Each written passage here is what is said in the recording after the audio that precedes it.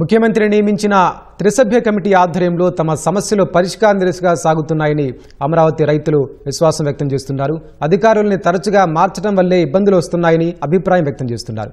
CRDA అధికారులతో త్రిసభ్య committee నిర్వహించిన సమావేశంలో తమని భాగస్వాములు చేయడం ద్వారా అపోహలు తొలగాయంటున్న రైతులతో మా ప్రతినిధి చంద్రశేఖర్ ముఖాముఖి. రాజధానిలో రైతుల సమస్యలపైన ప్రభుత్వం దృష్టి సారించింది.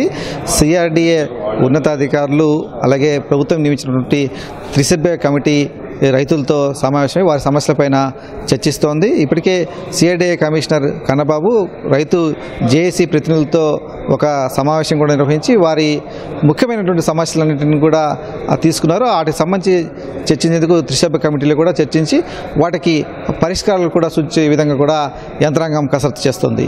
ఈ పరిణామాలపైన మాట్లాడేందుకు మనతో పాటు రాజధాని రైతులు ఉన్నారు. వారితో మాట్లాడదాం. ఏమంటే ఇప్పుడు ప్రభుత్వం ముందుకు వచ్చేసింది, త్రిసభ్య కమిటీ రైతుల సమస్యలను అడ్రస్ చేస్తూ వారితో మాట్లాడుతోంది.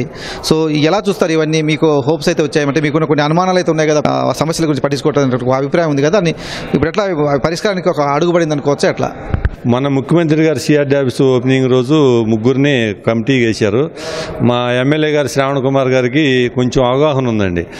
సమస్యలు ఏముండయి, ఎవరు ఎక్కడైందనేది కొంచెం ఆయనకి తెలుసు కాబట్టి ఆయన ద్వారాగా నారాయణ గారు కానీ ఇప్పుడు పెంసాని గారు కానీ ఆ సమస్యలు పరిష్కారం అవుతాయని చెప్పి పూర్తి నమ్మకంతో ఉన్నామండి. కొంతమందికి జరిగిన అన్యాయం ఏంటంటే 11 సంవత్సరాలు అవుతుందండి ల్యాండ్ పూలింగ్ ఇచ్చి.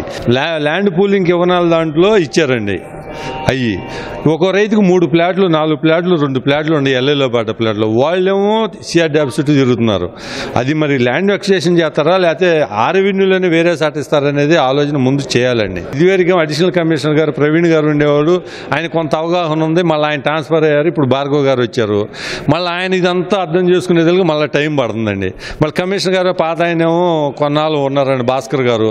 మళ్ళీ ఆయన వెళ్ళాడు, మళ్ళీ ఇప్పుడు ఈయన గారు వచ్చారు. మళ్ళీ ఇవన్నీ ఎందుకంటే ఒకటి కొంచెం రైతులకను అధికారులకి దూరం పెరిగిన మాట వాస్తవేనండి. ముగ్గురు కలిపి కమిటీగా సమావేశం జరుగుతుంది కాబట్టి రైతుల సమస్యలు చాలా పరిష్కారం అవుతాయని చెప్పి మేము ఆలోచనల మీద ఉన్నామండి.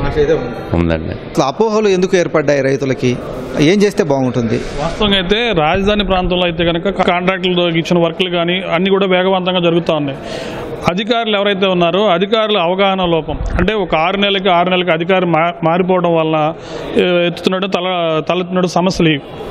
ఎందుకంటే ఇప్పుడు కాటంనేని భాస్కర్ గారు ఉన్నారు, ఆయన దగ్గర అర్జీ ఇచ్చారు. ఆయన ఒక సమస్య గురించి కొంత అవగాహన చేసుకున్న తర్వాత మళ్ళీ అందులోకి ఆయన మారిపోయారు.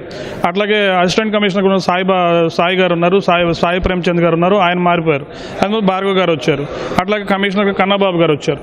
వీళ్ళు ఈ యొక్క సమస్యను మొత్తం అర్థం చేసుకుని కొలికి తెద్దాం అనుకునే లోపు వీళ్ళు మారిపోవడం జరుగుతుంది. దానివల్ల ఏంటంటే సమస్యలు వస్తూ ఉన్నాయి. రైతులు దీర్ఘకాలికంగా ఉన్న సమస్యలు 11 సంవత్సరాలుగా పడుతున్న ఇబ్బందిని అసహన రూపంలో చూపిస్తున్నారు. అది ఎందుకంటే అంతా ఇప్పుడు అభివృద్ధి చెందడం ప్రాంతంగా ఉంది, అంతా బాగా అభివృద్ధి చెందుతుంది. కాకపోతే రైతులను కూడా సాటిస్ఫై చేసే విధంగా దానికి సంబంధించిన ఒక స్థానిక శాసనసభ్యులు కానివ్వండి, లేదంటే కనుక ఒక స్పెషల్ ఆఫీసర్ కానిసి ఈ సమస్యల మీద కేంద్రీకరించే విధంగా దృష్టి పెట్టే విధంగా చేస్తే బాగుంటుందని మా అభిప్రాయం. మేజర్ ఇష్యూస్ను ఏం అడ్రస్ చేయాల్సి ఉంది? కొంత అపోహలు ఏర్పడడానికి అంటే ఈ గెజెట్ రాలేదు, ఇట్లాంటివి కూడా లేవనెత్తున్నారు. ఏంటి వాటి కారణాలు ఏంటి? రైతులు ఎక్కువ మంది ఒక చదువుకున్నటువంటి వ్యక్తులు, లేకపోతే సమగ్ర సమాచారం లేనటువంటి వ్యక్తులు ఉండేది. మాకెందుకంటే భూమి దున్నుకొని భూమిని పండించడం తప్పితే మాకు కొత్తగా తెలిసింది లేదు. కానీ సిఆర్డీ అధికారులకి రైతులకి ఒక సమాచారమైనటువంటి లోపం ఎక్కువ జరగటం వలన సమస్యలు పెద్దవిగా కనపడతా ఉన్నాయి.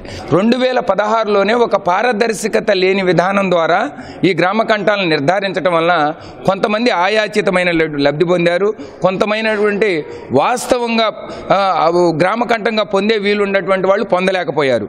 దాని మీద ఒక అన్రెస్ట్ ఉంది, అశాంతి ఉంది ప్రజల్లో. కాబట్టి దీన్ని ఒక పారదర్శకమైనటువంటి విధానం చేయాల్సినటువంటి బాధ్యత ప్రభుత్వం మీద ఉంది. అది సిఆర్డీ అధికారులు కూడా చేసేది కాదు, ప్రభుత్వం చేయాలి.